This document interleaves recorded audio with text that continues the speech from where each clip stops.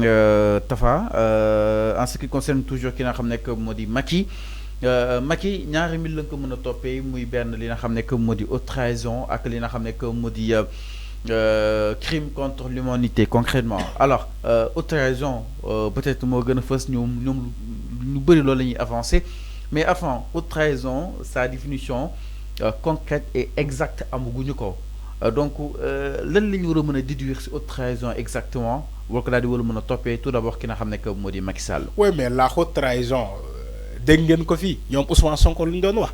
mooy maanaam si. non loolu mën na nekk ay propos opposants rek. oui loolu laay wax pour définir la haute trahison parce que haute trahison aussi bu leen jàpp ni que ay luubal xaalis wala sàcc xaalis wala déedéet même les contrats qui ont été signés parce que aussi. on a Sénégal yàlla dafa ñuy baaxal ñu am pétrole ak gaz ak phosphate ak zircon ak leneen mooy maanaam cette sphère d'énergie boo xamante ne tey Sénégal am na ko ñu ne les contrats qui ont été signés par exemple respecté wuñu le code du marché wala respecté wuñu ARMP lu mu wax ci les codes là donc ñoom respecté wuñu la constitution ou bien le code pétrolier respecté wuñu ko aussi le code de l'énergie respecté wuñu ko par exemple ñoom dañoo ñëw signer ay contrat ci yaama neex par exemple fu ñu war a signer pour askan yi mën a bénéficier wu defuñu ko ñu signer pour ñoom seen propre poche bu fekkee loolu am na mën nañu toppee Macky Sall pour haute trahison mooy maanaam il a trahi le peuple parce que on dit les deniers publics revient au peuple. Même les contrats qui devaient être signés, c'est pour d'abord le peuple, pour nous mener. Parce que le gaz, le pétrole, le zircon et autres, ces ressources naturelles-là appartiennent au peuple. Ça n'appartient pas à une seule personne. Ça appartient au peuple. Donc, bon, on a signé un contrat, donc on signé dans l'intérêt du peuple. Donc, on signé dans l'intérêt du peuple. Mais d'où signer un contrat pour ay yow ak say njaboot wala say ministre wala seen lobby bi ngeen créé pour mën a bénéficier wu accaparer ci ces ressources naturelles là. donc bu fekkee Macky Sall tey yoon càmbar na ba jàpp ni que moom mën nañu ko toppee ci haute trahison dans ce cas mën nañu ko toppee ci haute trahison. loolu am na bu fekkee aussi mën nañu ko toppee ci crime contre l'humanité selon les manifestations qu'on a vues, des gens ont mis des vidéos, des gens ont mis un documentaire. Yóbbu ko ci la Cour pénale internationale pour ne Macky Sall, durant son règne, il a fait des crimes contre l'humanité au Sénégal. On a vu du sang versé partout ci les manifestations. Loolu yëpp c'est de l'appréciation de la juridiction et aussi de la haute cour de justice et aussi de la commission d'instruction moom mooy apprécier ba xam ni que Macky Sall lañ koy toppee effectivement. ñoom ñooy apprécier wala lu nekk ci texte yi pour poursuivre. non ñoom texte la ñuy employé ñoom xam nga ñoom seen liggéey yëpp dafa basé ci ay textes maintenant texte bi. mais avant concrètement sa analyse.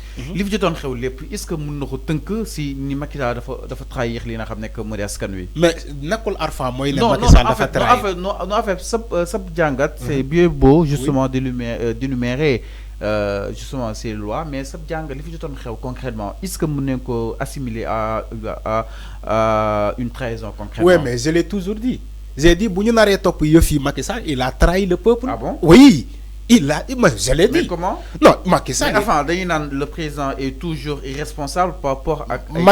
Macky Sall il est le chef. L'irresponsabilité présidentielle. may ma ñëw. xam nga Macky Sall événement yi fi amoon yëpp mënoo tuumal wala joxoñ baaraam tuuma kenn nga bàyyi Macky Sall moom moo nekkoon ndey bi ligi il était le chef suprême des armées Macky Sall moo nekkoon le président de tous les Sénégalais de la République de tous les Sénégalais. Donc bu fekkee ñaawteef am na la première institution à être accusée c'est l'exécutif tey boo naree jël les jeunes wala boo naree jël li fi amoon yëpp nga woo ay responsable ngay wut ay responsable yi ngay mettre dans le banc des accusés mais munoo mettre les gens dans le banc des accusés ba pare nga bàyyi Macky Sall moo tax ma ne la Macky mën naa ko considérer ni que dafa def haute trahison parce que attention quand on te parle j'aime tellement écouter mon grand frère Clédor Sène quand il te parle des contrats pétroliers et gaziers qui ont été signés au Sénégal, même nous, Ousmane Sonko, ils vont renégocier ces contrats-là. Donc, l'Union renégocier, on sous-entend que Daraba Hoti. Donc, il y a des coûts, par conséquent, mais c'est des coûts. Comme haute trahison. Il faut que nous ayons pour Sénégalais comprendre. On doit dire la vérité. La vérité, Bob, à 95% ou à 98%, moi Daniel le régime de Macky Sall parce que ñom daanoon ñu wax deug askan wi. Il gouvernait sur le mensonge. C'est ça la réalité. Te képp kuy gouverner dans le mensonge, tu as fait une trahison à ton peuple. Parce que bo gisé man tu as fait une trahison à ton peuple. Bi ngay ñëw au pouvoir da nga wat ci serment. Même Diomaye quand il était élu, bala muy jël fonction, il a fallu que mu prêter serment. Macky Sall, en 2012, il a prêté serment qu'il va gouverner ce pays dans la transparence, dans l'équité et aussi dans la vérité. C'est tout ce qui appartient au peuple, le peuple, c'est ça, le serment. Au nom de Dieu, devant Dieu et devant le peuple. Parce que si le serment, da ngay waat ci diggante ak sa borom et sa diggante aussi et le peuple parce que le peuple qui est souverain. Alors bo waatee devant le peuple et devant Dieu de rendre ce pays là donc bien gouverné dans la transparence et dans l'équité ba pare yow defoo ko mais loolu c'est de la trahison. C'est de la trahison. Foofu lay wooyee trahison parce que aussi mënoo gouverner ce peuple et on voit du bamboula partout. On voit du bamboula partout. On te dit, des ministres ont détourné des milliards. Regarde, dans la législation, ou bien dans la gouvernance de Macky Sall, on te dira, le ministre X a détourné 29 milliards, le ministre Y a détourné 38 milliards, le ministre Z a détourné 94 milliards. Mais c'est des ministres qu'on te dit, ils ont détourné. Donc lolu bu féké amna mais détourné bi Arfan japponi dafa tel ngeen japp ni détourné xama yow tayon ak wala yonal taxaw ci xama lolu bu amé len ben preuve bu concret allant dans le sens pour dire que diw ak diw dañu détourné li nga xamné ko modi ko fargi xama ñi def rapport yi yalla def na ni ba Macky Sall mo len nomé mais rapport ñi def rapport yi ce n'est pas le synonyme que dama né créé yi OFNAC bi doon génné rapport yi Macky Sall moo nommé les membres de OFNAC mais loolu moo am jamono boobu pourtant ñi doon génnee rapport yi Macky Sall moo leen nommé. Maintenant bu fekkee moom Macky Sall il était animé par cette foi là pour que ñu leeral bu fekkee dañu ne Mame Mbaye Niang dafa détourné Macky Sall non mu ne non donc bu fekkee loolu moo am nañu leeral d'abord le cas de Mame Mbaye Niang balaa ma koy jox ndombal tànk bu ñu nee Mamour Diallo mo loubal li buñu né Cheikh Omar Anne mo loubal xaliss ci le coude.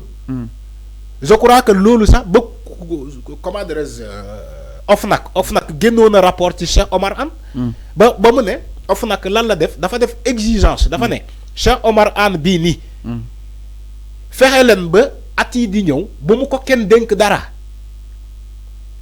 parce que dañoo génné rapport ci Cheikh Omar Anne ci sa gestion du coude. Alors c'est clair. Mais Macky Sall respecte le rapport de OFNAC am na wala amul OFNAC moo ne Macky Sall bu mu dénk kii dara parce que kii dañoo gis ci moom luubal bu ko dénk dara ñun ñu ngi fàttaliku le fameux kilo de comment de l'haricot mooy ñebe gi yaa ngi fàttaliku Cheikh Omar Anne sa gestion du ñebe mu ne kilo ñebe 4000 la doon jar gars yi ne ko non attends kilo ñebe muy jàll 4000 Sénégal xanaa ñebe or la donc gestion Cheikh Omar Anne boobu moom la OFNAC épinglé joxoñ ko baramtu ma ne ko Cheikh Omar Anne fexe leen ba kenn bu mu ko dénk dara mais Macky Sall daf ko jox ay privilèges di ko jox ay promotion donc loolu laa ne Macky Sall il n'était pas animé de cette volonté là pour ñu jéem a leeral askan wi ci luubal bu ñu doon luubal ay ministre am. alors mi ngi noonu donc loolu mooy haute trahison bi foofu la commencé. balaa nga ñëw ci la signature des contrats pétroliers et gaziers. alors même le député Alioune Ndao mu daal nekk ex-procureur de la CREI